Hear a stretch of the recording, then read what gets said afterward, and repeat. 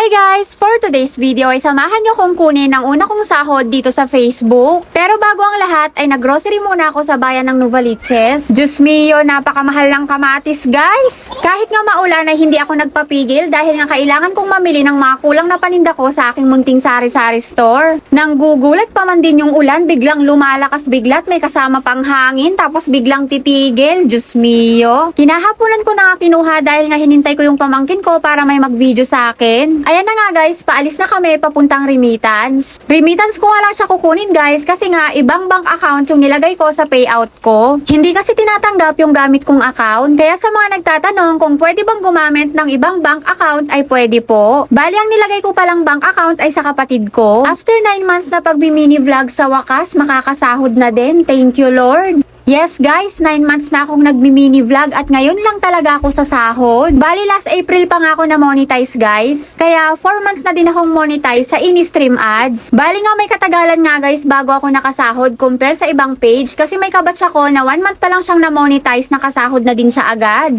On and off lang naman kasi yung matataas na views ko. May mga video din talaga ako na sobrang baba lang din ng views. Meron pa nga minsan guys, 3 to 4 days na akong nag-upload ng mga mini vlog ko pero hindi man lang umaabot ng 2K views. Pero syempre hindi ako nagpatinag guys, tinuloy-tuloy ko lang.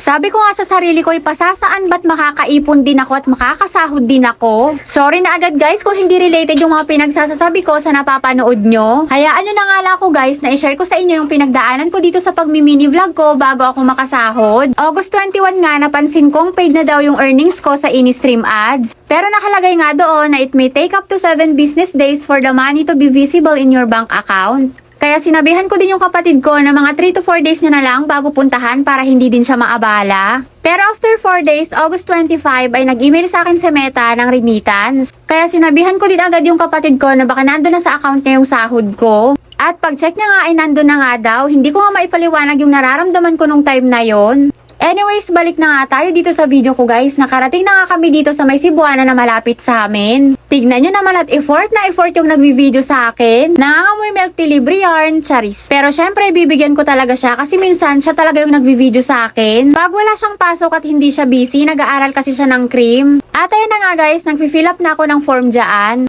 Sa mga oras na nga iyan, sinabihan kami ng security guard na okay lang naman daw mag-video sa loob, wag lang daw sa counter. Kaya sinabihan ko yung pamangkin ko na wag niya na lang i-video pag nasa counter na ako. At ayan na nga guys, nahawakan ko na yung mga pinagpuyatan ko. Thank you Lord. At lalong-lalo na sa inyo guys, hindi ko mararating to, hindi ako makakasahod kung hindi dahil sa walang sawang pag-support nyo sa akin. Hindi ko ito pinost para magyabang, para makapagbigay inspirasyon sa mga nagpapatuloy.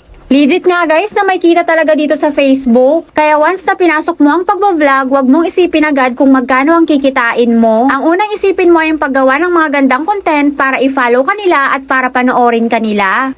Sobrang laking tulong nga nitong natanggap kong blessing ngayon at ilalaan ko ito para sa allowance namin para makatapos ng pag-aaral yung asawa ko. Yun lang muna guys for today's video.